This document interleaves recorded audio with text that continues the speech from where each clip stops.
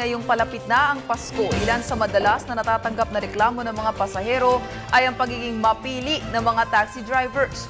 Bunsod nito ay nilunsad na ng pamunuan ng Land Transportation Office ang pagbabantay sa mga taxing namimili ng mga pasahero. Para sa detalye, balitaan mo kami Julius Di Samburo. Ngayong buwan ng Disyembre, tsak na marami na naman sa atin ang magsisimulang mamasyal at mag-shopping. Dahil dito, mapupuno na naman ang mga pampublikong sasakyan gaya ng bus at mga tren. Para mas lalo pang mapabilis ang kanilang biyahe, may okasyon man o wala, ang alternatibo, ang pagsakay sa mga taxi.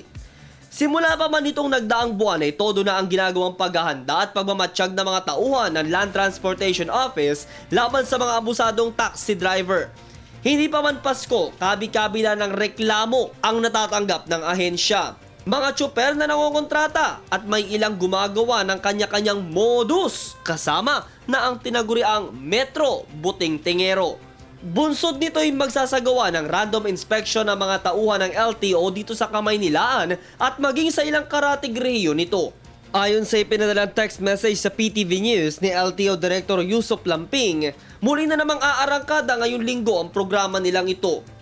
Mag-iikot-ikot sila sa mga himpilan ng taxi sa bawat shopping mall, mga terminal ng bus at paliparan, lalo yung mga matatao para tiyaking hindi nang iisnab sina mamang tsuper.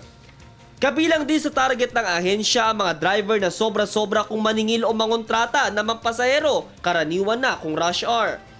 Halimbawa, kung ang lagi mong ruta ay mula Monumento sa Caloocan hanggang Visayas Avenue, papatak lamang ang metro ng higit 100 piso.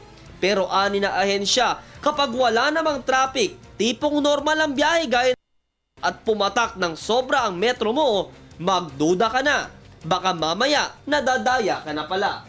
Ipinaalala din sa publiko na maging mapagmatsyag sa ganitong panahon. Pagkasasakay sa taxi, unang gawin, alamin ang plate number, body number at pangalan nito. I-text sa kamag-anak o kaibigan ng inyong lokasyon saan ka sumakay para malaman sakaling may masamang mangyari.